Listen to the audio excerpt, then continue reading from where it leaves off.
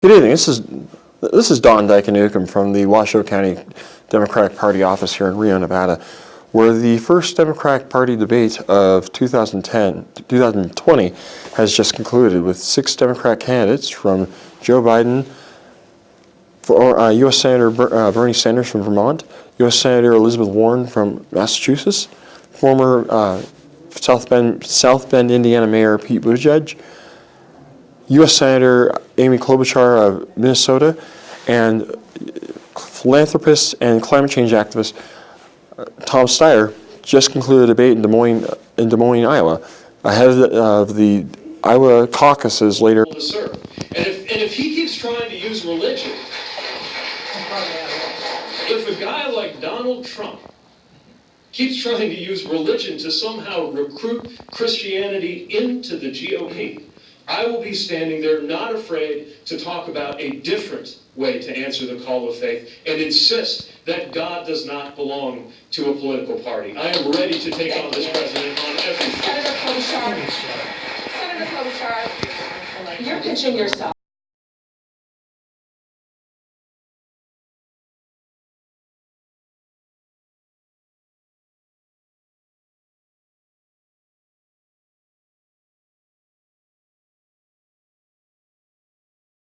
Trump thinks this is all about him. I think it's about you. It's not about his resorts or his tweets or even his ego. It is about your health care. It is about your schools. It is about your lives and your future.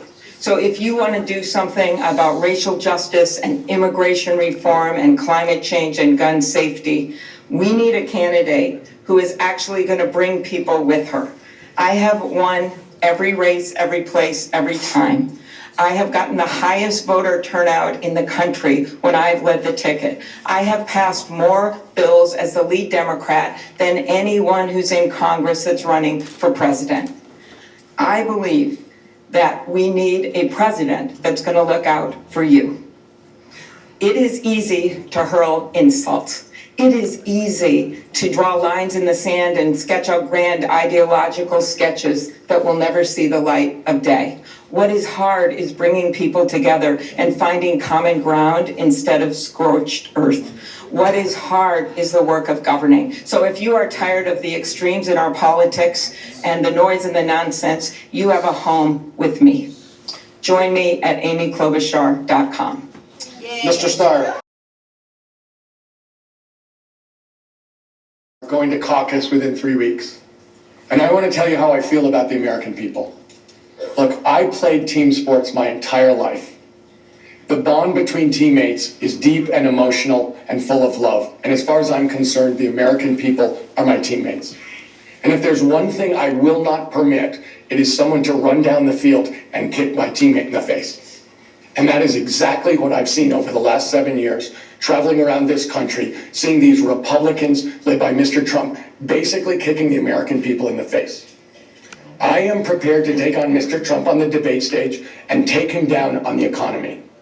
But I am asking for your support because I know that if I'm going to be a good teammate to you and give you absolutely everything without any compromise, I need the support of you on caucus night so I can turn around and together we can take back this country and together we can save the world. Mayor Buttigieg. This is our moment. This is our one shot to defeat Donald Trump. And to do it by such a big margin that we send Trumpism into the dustbin of history too. But we cannot take the risk with so much on the line of trying to confront this president with the same Washington mindset and political warfare that led us to this point. If you were watching this at home and you were exhausted by the spectacle of division and dysfunction, I'm asking you to join me to help turn the page on our politics. If you're seeing the president boast about the Dow Jones, wondering whether any of that will ever get to your kitchen table, join me. If you're a voter of color, feeling taken for granted by politics as usual, join me. If you're used to voting for the other party, but right now cannot look your kids in the eye and explain this president to them, join me. We have a chance to change all of this if we can summon the courage to break from the past. That is why I am running for president. It is why I am asking you to caucus for me on February 3rd, and I hope that you will go to peteforamerica.com and join me in this effort. Senator Warren.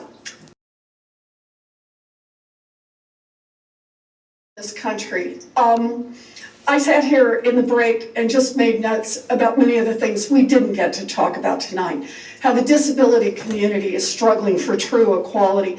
How gun violence and active shooter drills worry every mother in this country. How children are living in poverty and seeing their life chances shrink. How trans women, particularly trans women of color, are at risk. Black infant mortality, climate change that particularly hits Black and brown communities. People who are being crushed by student loan debt, farmers who are barely holding on, people struggling with mental illness. And yet I come here tonight with a heart filled with hope. And it's filled with hope because I see this as our moment in history.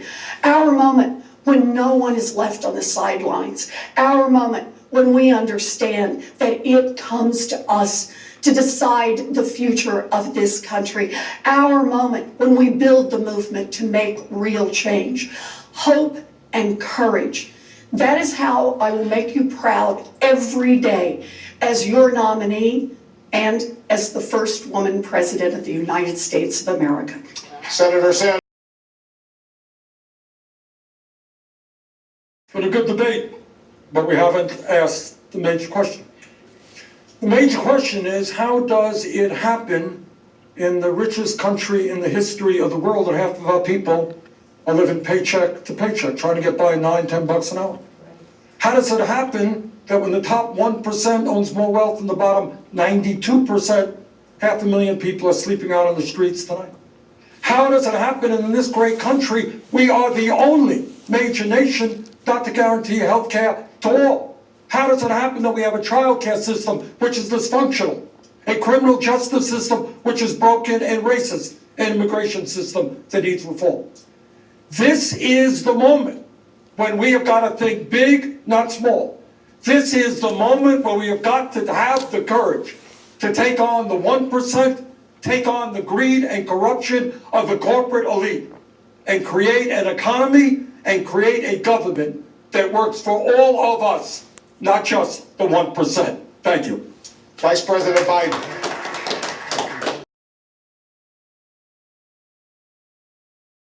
This time around, the American character is on the ballot. Not what Donald Trump is spewing out, the hate, the xenophobia, the racism. That's not who we are as a nation. Everyone in this country is entitled to be treated with respect and dignity. Every single solitary person has to have in a position that way, in fact, we treat them with decency. It's about fundamental basic decency. We in the United States of America can put up with, we can overcome 4 years of Donald Trump. But 8 years of Donald Trump will be an absolute disaster and fundamentally change this nation. We have to restore America's soul, as I've said from the moment I announced. It is in jeopardy under this President of the United States. We lead the world when we lead by example, not by our power. We, in fact, have to regain the respect of the world in order to be able to change things. Ladies and gentlemen, we're in a position right now, we have to remember who we are. This is the United States of America. There's not a single thing beyond our capacity to do if we do it together. Let's go do it. Candidates, thank you very, very much. That concludes the first Democratic presidential debate of only 20 days away. Tune into CNN for continuing coverage of this presidential election. Anderson Cooper and Chris Cuomo pick up our coverage right now.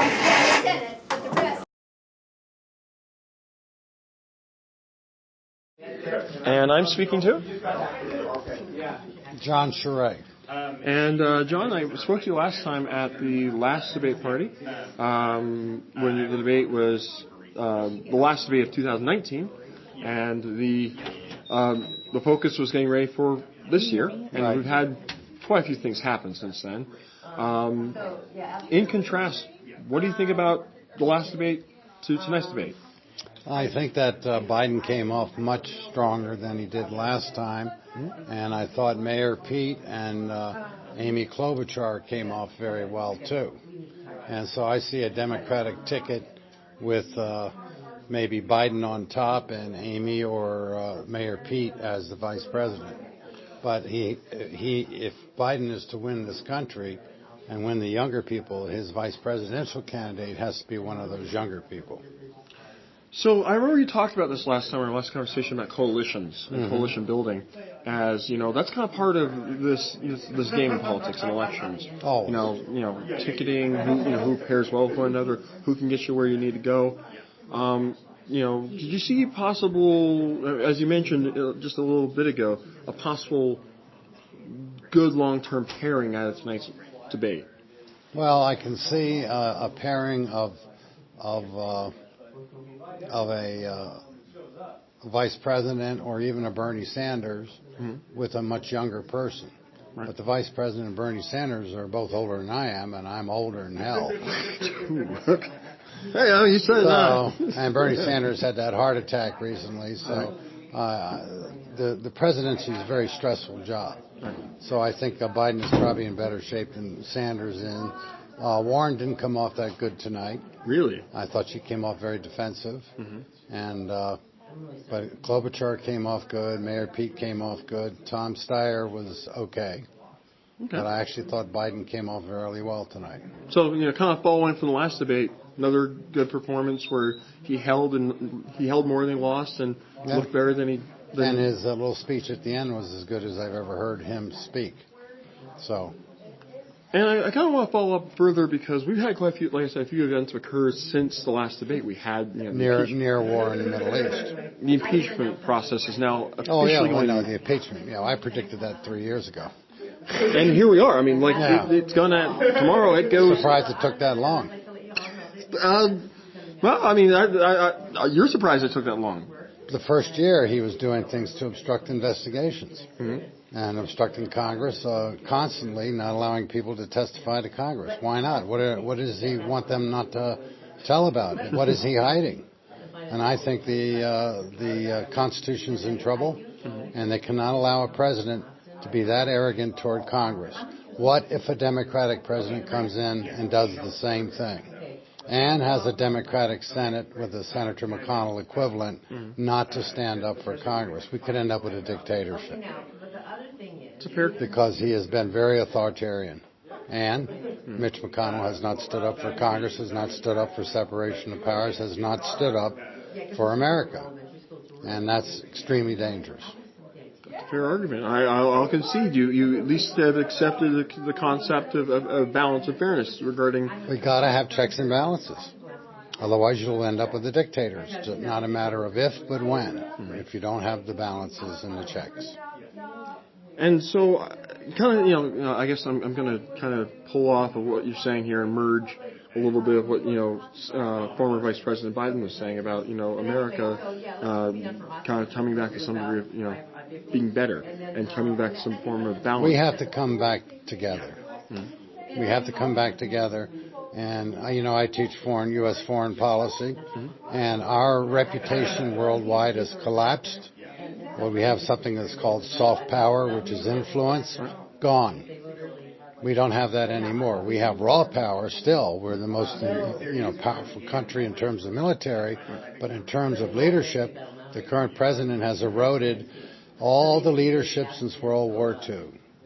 We were leading the world since World War II, and he has walked away from that. I'm going to cite something in relation to that because I think I was watching something the other night on public television network where a leading commentator made reference to a Pew poll in relation to the fact that at the start of 2016 our standing was in the 60s amongst 30 countries having a positive opinion of us, and now apparently that polling says that we're in the 30s or at least high 20s. Do you think that's a direct correlation? There's a direct correlation between a 4-year, or at least the last 4 years, and that standing? It is absolutely all to do with the president. From day one, he was trashing NATO. Then he put tariffs on our allies like Canada, which has fought alongside of us in every war we've been in, and Europe on steel and aluminum. Forget China. He tariffed our NATO partners. So from day one, he was doing things that offended the other countries, walking away from the Trans-Pacific Partnership. China, they were probably dancing in the streets in Beijing when he walked away, because now China can move into all the countries around the Pacific Rim and establish trade treaties, and they're doing it. So he, in his first 6 months, walking away from the Trans-Pacific Partnership, walking away from the climate change agreements, the Paris Agreement, all the countries in the world believe that humans have affected the climate. And he immediately walked away from it. That offended the rest of the industrial world and the impoverished world. So he's, from day one, has basically insulted other countries, the leaders of other countries, and they have respect for themselves. They have self-respect. They're not going to put up with that.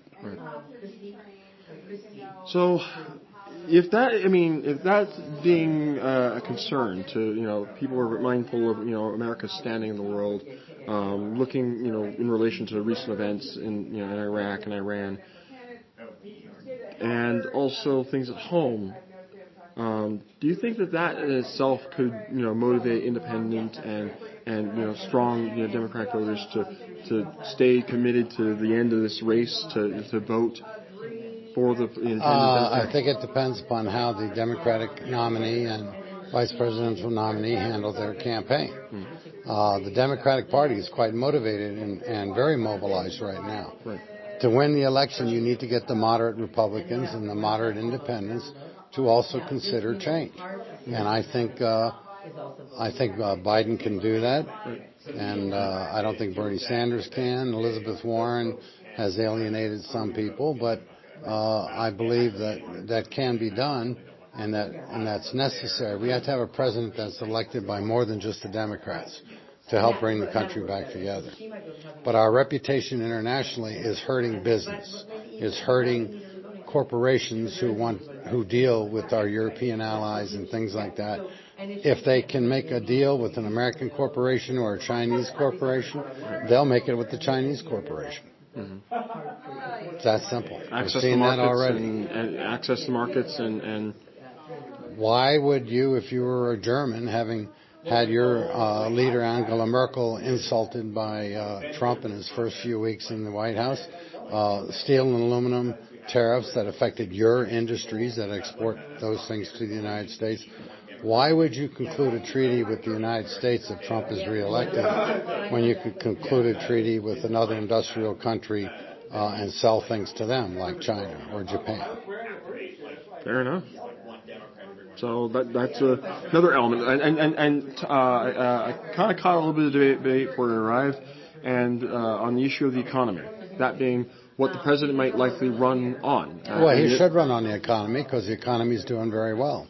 And the corporate tax cuts have helped the economy. There's no doubt about it. But my full-time job is in finance, not teaching. And what the corporations did with those big tax cuts is raise salaries for the CEOs and the top people in the pyramid and buy back stock, which boosted the stock market. So if you're somebody who's working and has a 401k and you're in the stock market, your 401k's up.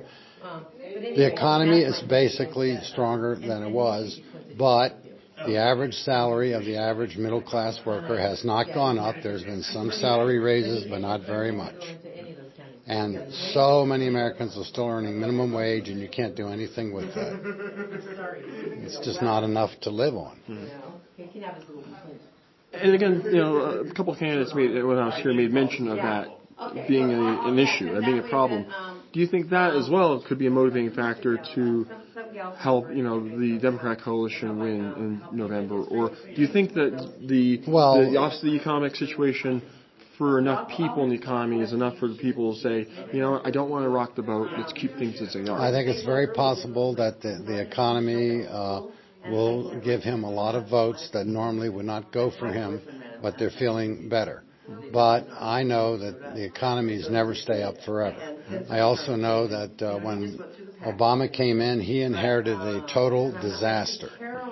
2 wars and a near depression and was able to turn it around and get the economy going, and it grew the entire time he was in. And unemployment went way down, especially in Nevada, during his period, and then it continued under Trump. But if people vote their pocketbooks, then it'll be a little bit tougher for the Democrats. But I don't think people ever vote just their pocketbooks. Fair. And I will close on these 2 last questions, because I know today something very significant occurred in our community, namely a poll came out from the RGJ noting that Vice President Biden has a lead by 1 point at 19 points, followed by Bernie Sanders at 18 points, Elizabeth Warren at 11, and I think rounding out the top 5 was Andrew Yang, Tom Steyer and Andrew Yang, Tom Steyer and Yang, I believe. I believe, yes, Yang and Scire were at least rounding out the top. With that being said, the lay of land, and this is a 500 likely voters with a margin of error of 4.4%. With that being said, this is what we're looking at going headwinds in 20 days with Iowa coming up. What does that tell you from those numbers alone? That tells me that despite Biden's son and all those problems with the Ukraine thing, he's still quite popular. And that has hurt him, there's no doubt about it, because his son got a great job with a questionable company when he was the vice president. So I think that is a potential problem for the vice president, yes. But still, he's holding up pretty good. So. Again, I appreciate the perspective and your insight, and again, I know your experience is extremely helpful because you've seen 1 or 2 of these things before. So I definitely appreciate it because you taught me when I was a younger lad in almost similar political times. So there was chaotic times. Yes, they were. Things have changed. Yes, they are. Yes, they have. 50 years ago, I was leaving Okinawa, coming back to the States for my tour of duty in Vietnam. So there'll be a party at the end of the month when I get back. 10-4. Well, John, thank you for sharing a few words with me this evening. Okay. And take care. And thus ends my interview with Dr. John Surrey. And now. So, what's your name, ma'am? I'm Paula Povilaitis.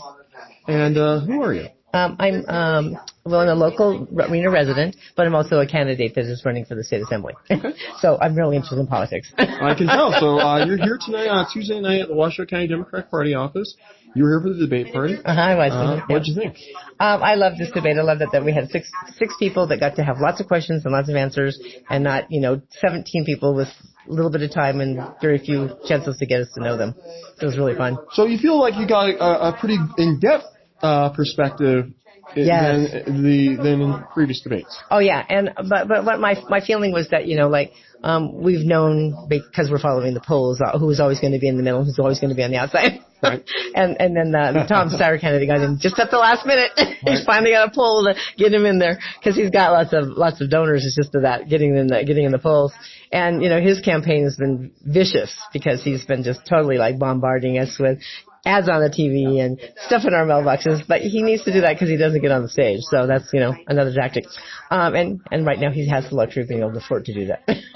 Which, I'm glad you brought that up because this is a unique Democratic primary where I'm not used to seeing as many Democrats with a lot of money doing those types of things because normally it's the exact opposite. You've got Democrats trying to raise money and trying to fundraise, and trying to organize at the same time. Well, I think the history of all of our elections is remember we had Ross Perot. Mm-hmm. I mean, it started back then when all these rich people think they're going to run for president, mm-hmm. and then we got Trump, rich guy who thinks he's going to run for president. So I mean, and he won this case. Well, in that case, he got through it by hook or by crook. And that I guess leads to the question of. Tonight's debate was, sounds like it was a substantial debate on what is required or what people want in a president. And do you feel like you walk away from tonight's debate, not do you feel satisfied satisfied or not satisfied from tonight's debate? We have 6 candidates that any one of them would be an excellent president. Any one of them. And not all of them are my top. Not all of them are my top, but most of the people that are on the stage are my top 5. Huh? And so I'm really pleased with the fact that the caliber of candidate that we have up there. So I'm really happy with that part of 2020 election. Good caliber, lots of competence. So on that same note, I guess I want to ask this because I know a poll came out today here in Reno. A notable poll came out showing the lay of the land here in Northern Nevada. For the Reno Gazette Journal, noting sampling 500 likely Democratic voters. Good night, sir. Good night. 500 likely Democratic voters in the caucus. Noting, I think Joe Biden with a 1-point lead at 18%. 19%. Bernie Sanders at 18. Elizabeth Warren at 11. I might be wrong about this, but the last 2 are tied at 8. Andrew Yang and I believe. I think Scire. I think Scire Scire and Elizabeth were tied 2 days ago. But I don't know if that's true from the poll you're talking about. But it went Biden, Bernie, and then it went tie for Scire and Elizabeth, and then I think Buttigieg was in there. Yeah. But they're also close within the margin of error. It's technically everyone's in first place. I'm going to go ahead and quote myself. Yeah. I'm wrong on the last 2 or 3. Yeah. But if I am wrong, I will correct that. But nevertheless, with that being said, with that and those numbers aside, those numbers in place, do you think that poll is indicative of what you saw tonight and what's going on? Those polls don't matter. Those polls don't matter anything to me. That's a minute in time. Really? I don't take any. Those polls will change tomorrow. The polls are 1,000 people, maybe 1,500 people in the most that's polled, and I don't even know if they're people that are my age. I don't know if they're people that are younger than me. I don't know who's polled, so it doesn't I could care less. So for you, it's a non sequitur. No, I go to their websites and I look at what they're talking about. I don't care about those polls. The polls is for the pundits, and it creates energy and it gives them a job. Because all they're doing is sitting around interpreting polls. And then they're going, oh, who's ahead today? Who's ahead tomorrow? I'll give you. And the public needs to know more about the poll. And they don't. They're uninformed about who's being polled. Okay. And how many sometimes. And unless you take it upon yourself to go look, they don't tell you. Fair? Yeah. So I guess in closing, that kind of helps. That answers my question heavily on that one. I guess in closing, is there anything else I didn't ask you that you'd like me to know about tonight's debate, or what you thought about tonight's debate, or? Well, I go into these debates with a pre-bias because I've been Bernie Sanders the whole way. I noticed you have Bernie Sanders. Yeah, and I was him in 2016 as well. And so for me, these debates are just that I'm happy to know that if Bernie doesn't get it, he has backup that I like. Huh. And so he's my first choice, but if he isn't the candidate, that doesn't make it that I'm upset about some of the others standing in the wings. Anyone offhand you could possibly think about that might be a possible waiting option, secondary option or third? Well, I really like Elizabeth Warren, and I would love to have a female president at some point in our history. Mm-hmm. I hope while I'm alive. So she is definitely my second choice. Well, Paula, I appreciate your time, and thanks for speaking with me. You betcha. And thus concludes my interview with Paula. And hi, my name is Don Dyke-Newcomb, and I'm reporting for the Washoe County Democratic Party office, where another debate party has just concluded here. Watching the first Democratic Party debate of 2020 ahead of the Iowa caucuses in Des Moines, Iowa. The debate featured 6 Democratic Party presidential candidates, and in the room tonight were many Washoe County and local Democratic Party faithful and activists watching the debate together to see who would say what and what issues would come up in the debate tonight. And thus concludes my report here at the Washoe County Democratic Party office. My name is Don Dyke-Newcomb, and good night. Take care.